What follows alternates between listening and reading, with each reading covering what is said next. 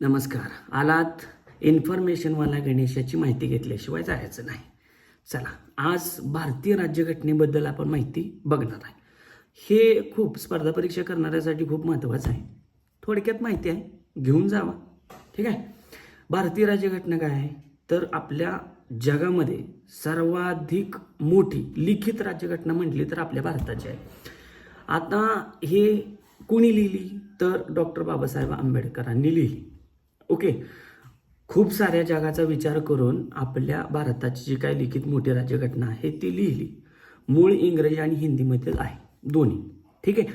तर आपल्या भारतीय राज्यघटनेमध्ये एकूण टोटल भाग होते 22, कलम होते 395 आणि परिशिष्ट होते 8.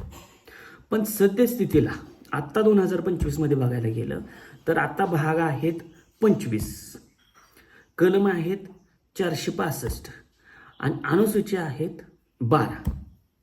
आता कलम एवढी वाढलेत तरीही 395 शेवटच्या कलमाचं नाव आहे. आता हे कसं, मग 465 कसे, तर आतमध्ये जे अ ब क आपण जे पाहतो ते ॲडमध्ये झाले म्हणून तेवढे कलम आहेत. ठीक आहे. आणि भाग पहिल्यांदा 22 होते, 4 वाढले, मग 26 व्हायला पाहिजे, पण 25च झाले. कारण का, तो पहिला 7 नंबरचा भाग होता तो निरसित करण्यात आला, म्हणजे काढून टाकण्यात आला, म्हणून 25 झाले. आणि 4 परिशिष्ट नवीन जोडली, ती परिशिष्ट आपण पुढच्या भागामध्ये बघू. ओके. ही भारतीय राज्यघटना जी आहे ती भारतीय राज्यघटना केव्हा आपण स्वीकारली तर 26 नोव्हेंबर 1949 रोजी स्वीकारली. ओके. ठीक आहे. त्याच्यावर बऱ्याच जणांनी स्वाक्षऱ्या केल्या. त्याचबरोबर अंमलात कधी आणली म्हणजे आपल्यावर लागू कधी केली तर 26 जानेवारी 1950 पासून आपल्याला लागू केली. ठीक आहे. आता त्यामध्ये भाग 1 आहे, भाग बरेच आहेत पण आपण भाग 1च्या बद्दल आपण माहिती बघू. ठीक आहे. भाग 1 काय सांगतो तर राज्य, संघराज्य आणि राज्यक्षेत्र. ओके. त्यामध्ये कलम 4 आहेत, फक्त 4च कलम आहेत, एकाशी रिलेटेड एक आहेत. ठीक आहे. संघराज्य आणि त्याचे नाव कलम 1 मध्ये मोडतं. आता कलम 2 काय तर नवीन राज्य आपल्यामध्ये सामावून घ्यायचं किंवा स्थापन करायचं, हे कलम क्रमांक 2 सांगते.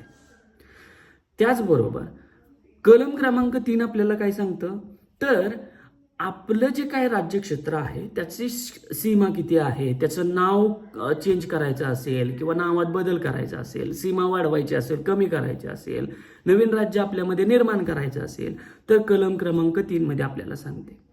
आणि आता कलम 4 काय, इंटरेस्टिंग गोष्ट आहे.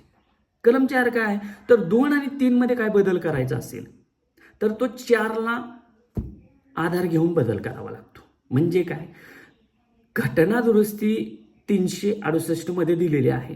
कुठलंही काय बदल करायचं असेल तर 368ला आपल्याला आधार घ्यावा लागतो. परंतु इथं तसं नाही. भाग 1 मधलं 4 कलम काय सांगतं तर 2-3 मध्ये काय बदल करायचा असला तर 4 कलमाची आधार घ्यावा लागतो, 368ची नाही.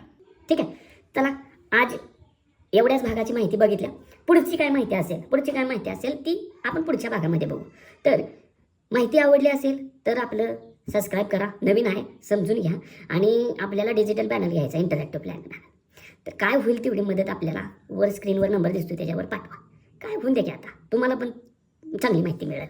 काय 4 पैसे 2 पैसे पाठवायचं